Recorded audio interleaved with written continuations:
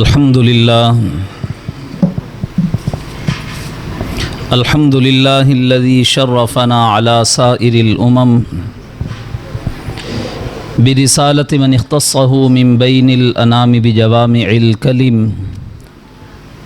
وجواهر الحكم صلى الله تعالى عليه وعلى آله وصحبه وبارك وسلم. ما نطق اللسان بمدحه ونسخ القلم. اما بعد فاعوذ بالله من الشيطان الرجيم. بسم الله الرحمن الرحيم. انا نحن نزلنا الذكر وانا له لحافظون.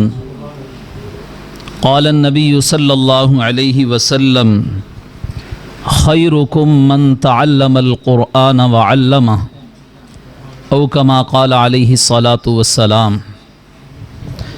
صدق الله العظيم وصدق رسوله النبي الكريم، ونحن على ذلك لمن الشاهدين والشاكرين والحمد لله رب العالمين.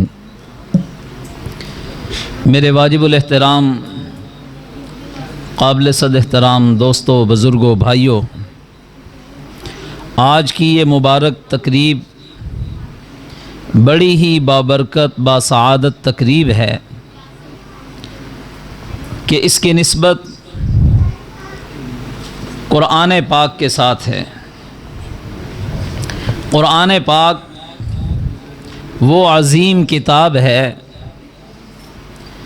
کہ بعض تاریخی روایات میں آتا ہے کہ قرآن پاک کا جو نزول ہوا ہے، حضرت جبریل امین علیہ السلام نبی اکرم صلی اللہ علیہ وسلم کی خدمت میں اللہ کی طرف سے اس قرآن پاک کو لے کر جو بار بار تشریف لاتے تھے. تاریخی روایت ہے، بعض تاریخی کتابوں میں یہ لکھا ہے کہ 26,000 بار حضرت جبرائیل علیہ السلام آپ صلی اللہ علیہ وسلم کی خدمت میں حاضر ہوئے. اللہ نے جبریل امین جو فرشتوں کے سردار ہیں، یعنی 26,000 بار آپ صلی اللہ علیہ وسلم کی خدمت میں اس قرآن پاک کو پہنچانے کے لیے بھیجا. اور آپ صلی اللہ علیہ وسلم کا جو نبوت کا دور ہے، 23 سالہ دور نبوت، اگر اس کو ایام میں تبدیل کیا جائے، ایام نکالے جائیں تو وہ زیادہ سے زیادہ 8,500 بنتے ہیں. تو اس اعتبار سے اوسطاً گویا کہ جبریل امین علیہ السلام روزانہ 3 بار آپ صلی اللہ علیہ وسلم کی خدمت میں حاضر ہوتے تھے قرآن پاک کی آیات لے کر. تو اس سے قرآن پاک کی عظمت کا اندازہ لگانا چاہیے، یہ کس قدر مبارک اور عظیم کتاب ہے کہ جبریل امین علیہ السلام ہزاروں بار آپ صلی اللہ علیہ وسلم کی خدمت میں حاضر ہوئے. اور اسی طرح سے یہ وہ عظیم کتاب ہے کہ جس کے حاملین کو امام کائنات صلی اللہ علیہ وسلم نے بھی اعزازات سے نوازا ہے. مختلف مواقع پر آپ صلی اللہ علیہ وسلم نے حفاظ قرآن کو مختلف اعزازات عطا فرمائے ہیں. ایک تو یہ ان حافظ قرآن کی اعزاز میں، ان کے اعزاز میں یہ تقریب منعقد ہے، تو اس کا ثبوت گویا سنت سے بھی ہے کہ حافظ قرآن کا اعزاز کیا جائے، اس کو اعزاز دیا جائے. چنانچہ حضرت زید بن ثابت رضی اللہ تعالیٰ عنہ جو کاتب وحی ہیں، قرآن پاک کی کتابت کیا کرتے تھے، ان کے بارے میں آتا ہے کہ ان کی عمر 6 برس تھی کہ وہ یتیم ہو گئے. اور پھر جب ہجرت آپ صلی اللہ علیہ وسلم نے فرمائی تو ان کی عمر مبارک 11 برس تھی. غزوہ بدر میں کم عمری کی وجہ سے ان کو واپس کیا گیا، شریک ہونے سے منع کر دیا گیا تھا، اور بعض روایات میں آتا ہے کہ بعد میں اجازت بھی دے دی گئی تھی. یعنی کم عمر ہیں، لیکن غزوہ تبوک کے موقع پر بنو مالک کے پاس جو جھنڈا تھا اسلام کا جھنڈا، نبی اکرم صلی اللہ علیہ وسلم نے جس صحابی کے پاس اسلام کا جھنڈا تھا ان سے وہ اسلام کا جھنڈا لیا اور حضرت زید بن ثابت رضی اللہ تعالیٰ عنہ کو مرحمت فرمایا، ان کو عطا کیا۔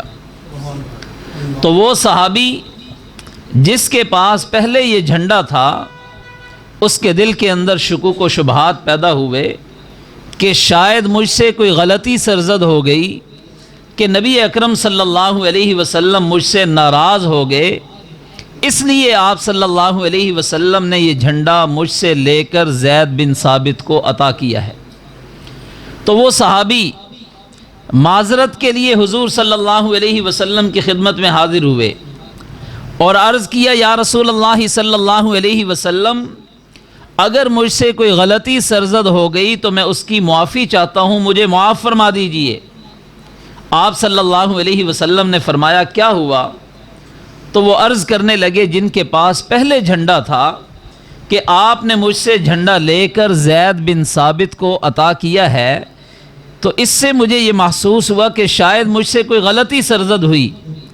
تو نبی اکرم صلی اللہ علیہ وسلم نے فرمایا کہ اے میرے صحابی، تجھ سے کوئی غلطی نہیں ہوئی، بلکہ حقیقت یہ ہے کہ زید بن ثابت قرآن پاک تجھ سے زیادہ جانتا ہے، تو اس اعزاز میں چونکہ وہ قرآن پاک کو زیادہ جانتا ہے، تم سے قرآن پاک میں مقدم ہے، اس لیے اس کو جھنڈا عطا کیا گیا تم سے لے کر، تاکہ اس کو یہ عزت عطا فرمائی جائے، عزت دی جائے۔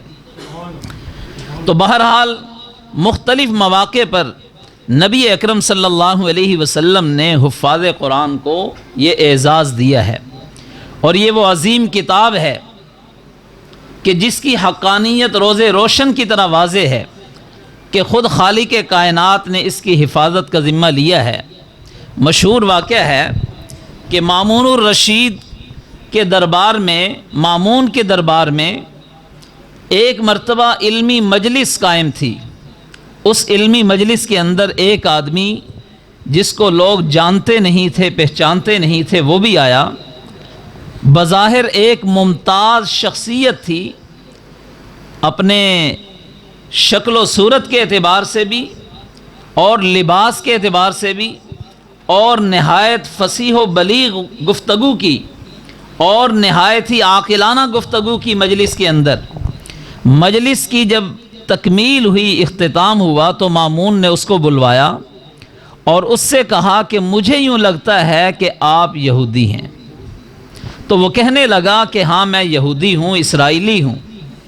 تو مامون نے پیشکش کی کہ اگر آپ اسلام قبول کر لیں تو ہم آپ کے ساتھ حسن سلوک کریں گے، حسن سلوک، اچھا سلوک تمہارے ساتھ کیا جائے گا۔ وقت کا حاکم تھا، یہ آفر کر رہا ہے، پیشکش کر رہا ہے، لیکن اس آنے والے یہودی نے اس پیشکش کو ٹھکرا دیا اور کہا کہ میں اپنا مذہب بیچنا نہیں چاہتا۔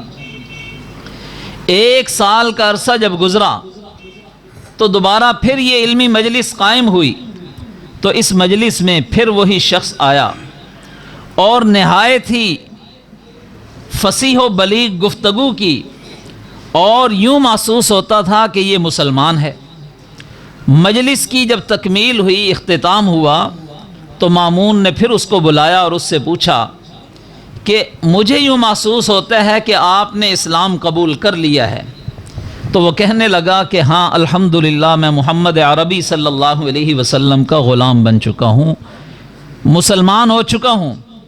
تو مامون نے حیرانگی سے پوچھا کہ گزشتہ سال میں نے آپ کو یہ پیشکش کی تھی کہ اگر آپ اسلام قبول کر لیں تو آپ کے ساتھ میں حسن سلوک کروں گا، میں وقت کا حاکم ہوں، تو آپ نے اس وقت تو اس پیشکش کو ٹھکرا دیا تھا، پھر کیا وجہ بنی، کیا سبب بنا کہ آپ نے اسلام قبول کیا؟ تو وہ شخص جو پہلے یہودی تھا کہنے لگا کہ یہاں سے جانے کے بعد میں نے مذاہب عالم کی تحقیق کی، اور تحقیق مختلف زاویوں سے کی۔ تو اس نے کچھ مزید وضاحت کرتے ہوئے کہا کہ میں چونکہ خطاط ہوں، خوش نویس ہوں، خطاطی کرتا ہوں، اور اس زمانے میں کتابیں ہاتھ سے لکھی جاتی تھی۔ وہ کہنے لگا کہ میں نے تورات اپنے ہاتھوں سے لکھی نہایت ہی خوبصورت شکل میں، اور پھر اس تورات کو لے کر میں یہودیوں کے عبادت خانے میں گیا اور وہاں جا کر اس کو فروخت کیا۔ سب نے، میں نے جتنے نسخے لکھے تھے وہ فروخت ہو گئے، اور سال گزرنے کے باوجود کوئی نسخہ واپس نہیں آیا۔ پھر میں نے انجیل لکھی۔ انجیل لکھنے کے بعد اس کو عیسائیوں کے عبادت خانے میں جا کر اس کو فروخت کیا، اور ایک طویل عرصہ گزر چکا کہ وہ بھی کوئی واپس، اور اس کے اندر میں نے اپنی طرف سے تبدیلیاں بھی کی۔ تورات لکھی، اس کے اندر اپنی طرف سے تبدیلیاں کی، بہت ساری باتیں اپنی طرف سے ملا دی، لیکن کوئی شخص بھی تورات واپس کرنے کے لیے نہیں آیا۔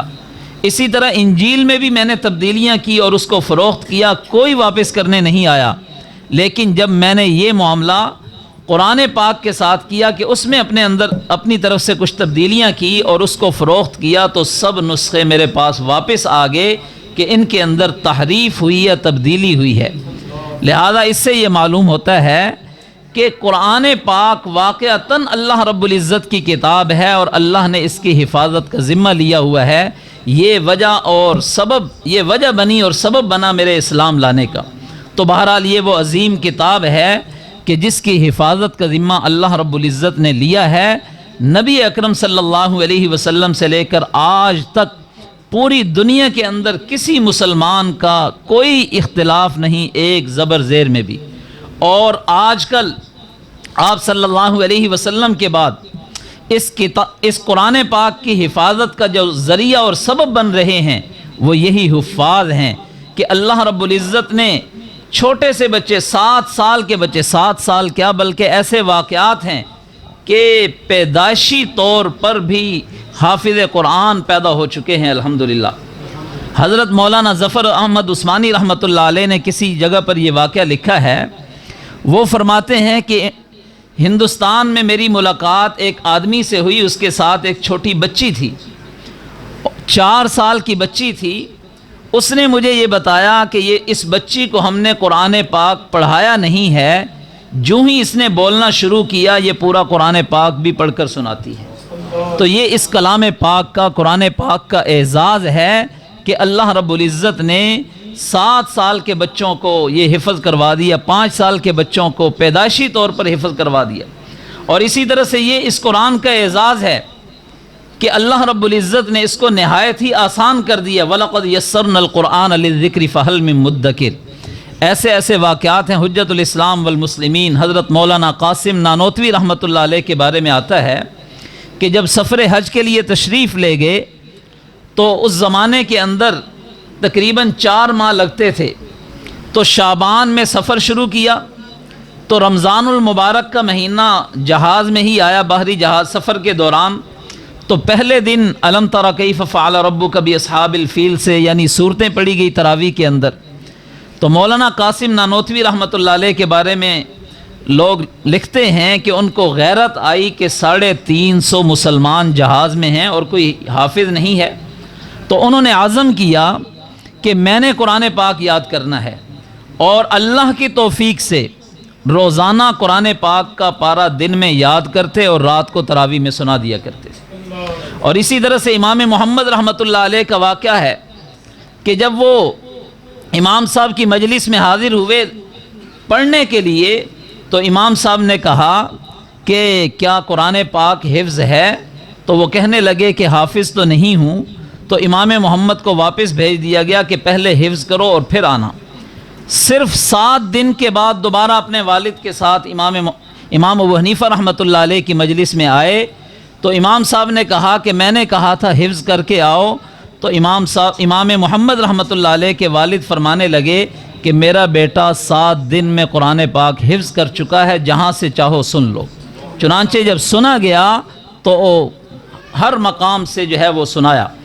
تو بہرحال یہ قرآن پاک کا اعزاز ہے اور قرآن پاک کا اعجاز ہے کہ اللہ رب العزت چھوٹے چھوٹے بچوں کو یہ ان کے سینوں کے اندر یہ محفوظ کروا دیتے ہیں۔ اور یہ جو اکیڈمی ہے یہ بھی مبارکباد کی مستحق ہے کہ وہ بھی اس کا ذریعہ بنے ہوئے ہیں۔ یہاں کے سارے جو حضرات ہیں، انتظامیہ ہیں، اللہ رب العزت سب کی محنتوں کو، سب کی خدمت کو اپنی بارگاہ میں قبول فرمائے کہ بڑی محنت کر رہے ہیں۔ جتنے بھی بچے یہاں آئے سبھی بچے قابل رشک ہیں، جس نے جس طرح سے بھی حصہ لیا، اللہ رب العزت انتظامیہ کی یہ خدمات اپنی بارگاہ میں قبول فرمائے، اور ہمیں جو ہے خود بھی اور اپنے بچوں کو قرآن پاک کے حفظ کے لیے وقف کرنے کی توفیق بخشے۔ کبھی کبھی قرآن پاک کے پڑھنے میں جو غلطی ہو جاتی ہے یہ کوئی بڑی بات نہیں ہے، بڑے بڑے حضرات سے یہ غلطیاں سرزد ہو جاتی ہیں۔ تو اس بارے میں ایک واقعہ سنا کر بات ختم کرتا ہوں۔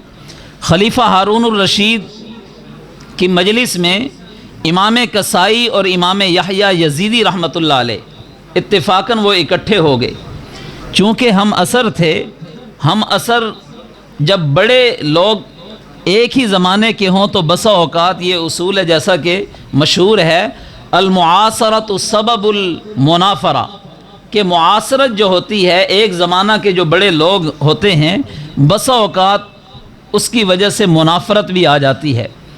تو امام کسائی رحمۃ اللہ علیہ وہ بھی ہارون الرشید کی مجلس میں تھے، اور امام یحییٰ یزیدی وہ بھی ان کی مجلس میں تھے۔